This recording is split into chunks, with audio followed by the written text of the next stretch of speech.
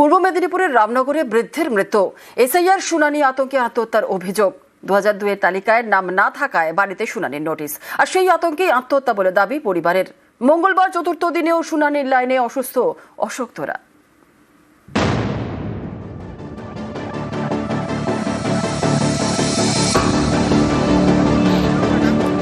বিমল সিং পূর্ব মেদিনীপুরের রামনগরের বাসিন্দা। মঙ্গলবার ভোরে 75 বছরের এই বৃদ্ধের ঝুলন্ত দেহ উদ্ধার হয়। পরিবারের দাবি, এসআইআর শুনানির আতঙ্কে আত্মহত্যা করেছেন তিনি। 2002 এর তালিকায় নাম ছিল না, সেই নিয়ে চিন্তায় ছিলেন। বাড়িতে শুনানির নোটিশ আসার পর আতঙ্ক তৈরি হয়। সেই আতঙ্কেই মঙ্গলবার ভোরে আত্মঘাতী হন। নোটিশ আসার জন্য একটু টেনশনে ভেঙে পড়েছিলেন। 2002 এর লিস্টে নাম নেই, তার জন্য কালকে রাত্রেবেলা আমার সঙ্গে ভালোভাবে কথা টথা বলে খেয়ে দিয়েছে। রাত্রেবেলাতে এই করে গলায় দড়ি দিয়েছে। আপনারা কি মনে করছেন যে এই নোটিশে আতঙ্ক? হ্যাঁ, এটা এসআইআর জন্য নোটিশ আতঙ্ক।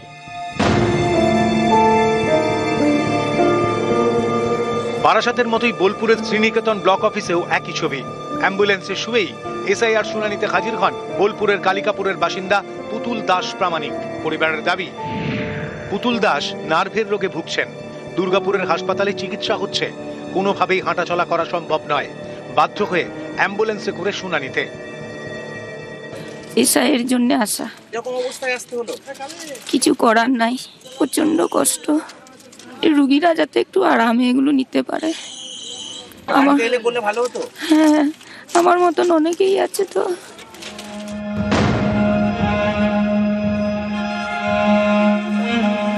বোলপুরের শ্রীনিকেতন ব্লক অফিসের শুনানিতেই দেখা গেল আরেক ছবি। নাকে নল নিয়ে হাজির বোলপুরের এই বাসিন্দা সজল বাগ।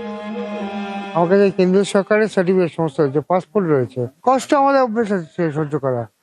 আমার ঘৃণা করছে, লজ্জা করছে যে আমার এমন দেশে থাকি, সেই দেশে এসে আমাকে নিজেকে প্রমাণ করতে হয়। বুড়ো বয়সে 65 বছর বয়স এখন আমার, প্রমাণ করতে চাই আমি ভারতবর্ষের লোক। এর থেকে দুঃখের আর কি আছে?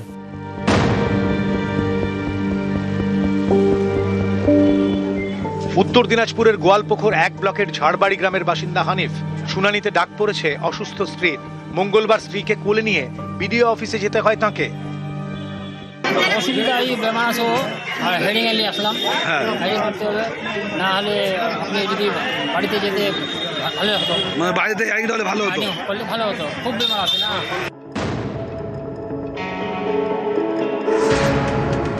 পুরুলিয়ার মানবাজার 1 ব্লকের বিশরি এলাকার বাসিন্দা আলহাদি বাউরি। সম্প্রতি মা হয়েছেন, এখনো হাসপাতালেই হলো শুনানি। সমস্যার সমাধান হলো? হ্যাঁ, আল্লাদি বাউরি, উনি অন্তঃসত্ত্বা ছিলেন। মানবাজার হসপিটালে ভর্তি হয়ে ওনার ছেলে হয়েছে। হেয়ারিং উনি যেতে পারেন নাই, তো বিডিও অফিস থেকে ওনারা ব্যবস্থা করলেন, হেয়ারিংটা হসপিটালে সম্পন্ন করলেন।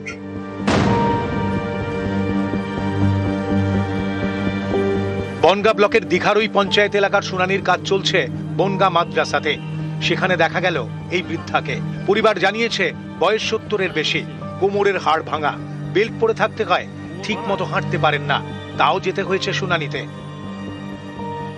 এই মাথার হাড় ভাঙাই যে আপনার হাড় ভাঙা নিয়ে হিয়ারিং এসেছে। হয় এই যে ব্যান্ডেজ করা না, ই করা কষ্ট হচ্ছে।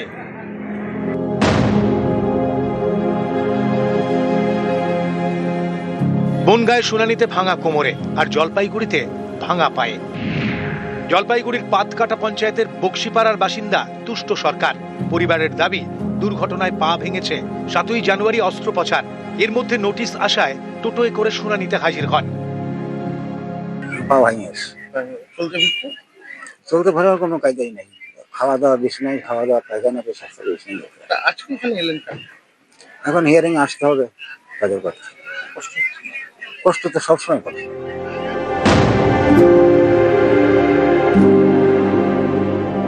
কলকাতাতেও একই রকম হয়রানির ছবি। হুইল চেয়ারে করে কালীঘাট হাই স্কুলে শুনানিতে হাজির 81 বছরের বৃদ্ধা অর্চনা দে।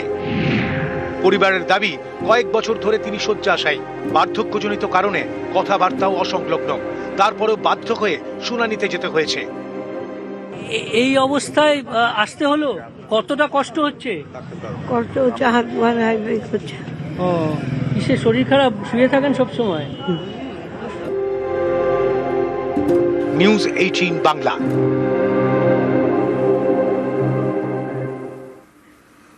বয়স্ক, অসুস্থ এবং বিশেষভাবে সক্ষমদের বাড়িতে গিয়ে শুনানি করা হবে। এই নির্দেশ সাধারণ মানুষের কাছে স্পষ্ট করা হোক।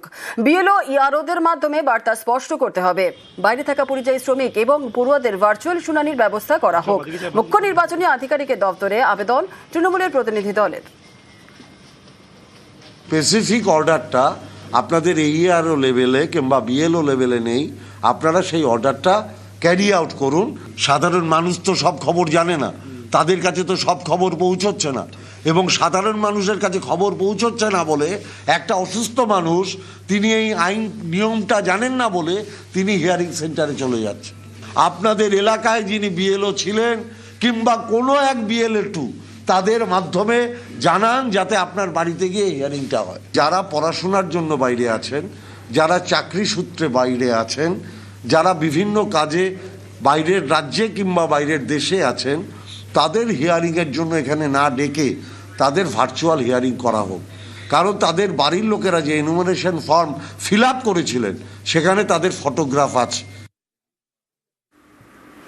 কমিশনকে চাপের কৌশল তৃণমূলের। বছরের শেষ দিনেও দিল্লিতে প্রতিনিধি দল।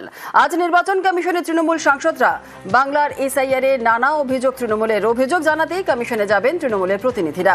অভিষেকের নেতৃত্বে কমিশনের তৃণমূলের প্রতিনিধি দল। প্রতিনিধি দলে ডেরেক ওব্রায়েন, সাকিত গোখলে। প্রতিনিধি দলে নাদিমুল হক, ঋতব্রত বন্দ্যোপাধ্যায়। প্রতিনিধি দলে থাকবেন মমতা বালা ঠাকুর, চন্দ্রিমা ভট্টাচার্য। প্রতিনিধি দলে মানস ভূঁইয়া, প্রদীপ মজুমদারও থাকছেন। প্রতিনিধি দলে কল্যাণ বন্দ্যোপাধ্যায়ও। আজ দিল্লিতে নির্বাচন কমিশনে অভিষেক এবং অভিষেকের নেতৃত্বেই কমিশনে টিএমসি প্রতিনিধি দল। এসআইআর এ হয়রানির নাম বাদে নালিশের তোড়জোড়। সিইসির সঙ্গে সাক্ষাৎ তৃণমূল সাধারণ সম্পাদকের। 1,36,00,000 মিসম্যাচ ভোটারের তালিকার দাবি। আজকে পরিযায়ী শ্রমিক থেকে শুরু করে বয়স্কদের যেভাবে হ্যারাস করা হচ্ছে এসআইআর এর নাম করে, আজকেও একজন রামনগরে মারা গেছে, গতকালও একজন রানীবাঁধে মারা গেছে। রোজ সকালে একটা করে মৃত্যু সংবাদ। কটা বিজেপির নেতা সাংসদ গেছে এই মানুষগুলোর পাশে দাঁড়াতে? যারা মারা গেছে তারা ঘুষপেটিয়া, যাদের নাম বাদ পড়েছে। নির্বাচন কমিশন কেন এখনো পর্যন্ত তালিকা প্রকাশ করে প্রমাণ করতে পারছে না এদের মধ্যে কজন রোহিঙ্গা ছিল, কজন বাংলাদেশি ছিল? বিএলএ2রা বিএলওর সঙ্গে বাড়ি বাড়ি ঘুরেছেন। এবার শুনানি কেন্দ্রেও তাঁদের রাখতে হবে। আর এই দাবিতেই হুগলির পোলবায় 1.5 ঘন্টা পণ্ড শুনানি। হাওড়ার ডোমজুড়েও বিক্ষোভ, সেখানে শুনানি বন্ধ থাকে প্রায় আধ ঘন্টা। অভিষেক বন্দ্যোপাধ্যায় বলছেন বিএলও2রা থাকবে ভেতরে হিয়ারিং এ, আর যদি আপনারা থাকতে না দেন আমাদের লিখিত দিতে হবে। দেখুন, আমরা যখন ক্যান্ডিডেট হই তখন আমাদের এজেন্টরা তো বুথে থাকে, তাহলে আমাদের এজেন্টরা হিয়ারিং এ কেন থাকবে না? আমরা চাইছি স্পেসিফিক আইন দেখান, বিএলও2রা থাকতে পারবে না, এবং বিএলও2রা না ঢুকলে কালকে থেকে আবার বন্ধ। সোমবার হুগলির মগরা, মঙ্গলবার হুগলিরই পোলবা। এসআইআর শুনানিতে বিএলএ2দের রাখার দাবিতে এদিনও হিয়ারিং বন্ধ করে দেন চুঁচুড়ার তৃণমূল বিধায়ক। হিয়ারিং করবেন না, এখন বিএলএ2 না থাকলে কোনো হিয়ারিং হবে না। হিয়ারিং বন্ধ করুন। মঙ্গলবার হুগলির পোলবা দাদপুর বিডিও অফিসে এসআইআর শুনানি চলছিল। 11টা নাগাদ সেখানে যান চুঁচুড়ার তৃণমূল বিধায়ক অসিত মজুমদার। বিএলএ2দের শুনানি কেন্দ্রে ঢুকতে দেওয়ার দাবি নিয়ে বিডিওর সঙ্গে কথা বলেন। থাকতে পারবে না, একবারে অমুক ঘটা বিএলও নির্বাচন কমিশনে আমরা চলে যাব। আমার এখানে হচ্ছে যা যা অথরিটি ইনস্ট্রাকশন দিয়ে সেই অনুযায়ী চালাতে। তাহলে আপনি সেটাই লিখে দিন না, বিএলও2দের আপনারা তো সব সাহায্য নিয়েছেন, তাহলে তো হিয়ারিং করতে দেব না। এরপরই বিডিওর অফিস থেকে বেরিয়ে নিচের ক্যাম্পে চলে যান বিধায়ক। এসআইআর শুনানি বন্ধ করতে বলেন। মানুষের অধিকার আমি বলছি, আমাদের ডিমান্ড এইটা লিখে দিয়ে আমরা ছেড়ে দেবো। সকাল 11টা থেকে 12:30, 1.5 ঘন্টা বন্ধ থাকে শুনানি, তারপর চালু হয়। অবশেষে হিয়ারিং হয়েছে, সব ঠিকঠাক হয়েছে। দাঁড়াতে হয়েছিল তো, অনেকক্ষণ দাঁড়িয়ে থাকতে হয়েছে, সকাল থেকে এসে দাঁড়িয়েছিলাম। হাওড়ার ডোমজুড় বিডিও অফিস, এসআইআর শুনানি কেন্দ্র। বিডিও অফিসের সামনে এদিন বিক্ষোভ দেখান তৃণমূলের বিএলএ2 এবং তৃণমূল কর্মীরা। তাদের দাবি বিএলএ2দের শুনানি কেন্দ্রে ঢুকতে দিতে হবে। আমাদের নেতা অভিষেক বন্দ্যোপাধ্যায় পরিষ্কারভাবে বলেছেন, বিএলএ 2 যারা বিএলএ এর সঙ্গে একমাস ধরে দীর্ঘ লড়াই পরিশ্রমের মধ্যে দিয়ে এত সুন্দরভাবে কাজটা করলেন, হিয়ারিং যখন হচ্ছে তখন বিএলএ 2 দের বাদ দিয়ে আমরা আরো বৃহত্তর আন্দোলনে যাবো। হাওড়ার স্পোর্টস অ্যাসোসিয়েশনের বিল্ডিং, মঙ্গলবার এখানেও চলছিল শুনানি। সেখানে যান হাওড়া মধ্যর তৃণমূল বিধায়ক অরূপ রায়। বিধায়কের দাবি, শুনানির জন্য বহুতলে উঠতে সমস্যা হচ্ছে বয়স্কদের, কেন আলাদা ব্যবস্থা করা হয়নি এ নিয়ে জেলা শাসককে ফোন করেন বিধায়ক। এদিনের মতো শুনানি বন্ধ করতে বলেন। কাউন্সিলে বয়স্ক মহিলাদের বয়স্ক লোকেদের যে ব্যবস্থা নেওয়া হবে, হিয়ারিং নিয়ে দেবে, সেটার কোনো ব্যবস্থাই নেই। আজকে হিয়ারিং গতকাল হিয়ারিং বন্ধ করে দিই। শেষমেশ বহুতলের নিচের তলায় বয়স্কদের শুনানির ব্যবস্থা করা হয়। তারপর নির্বিঘ্নে চলে এসআইআর শুনানি। নিউজ 18 বাংলা।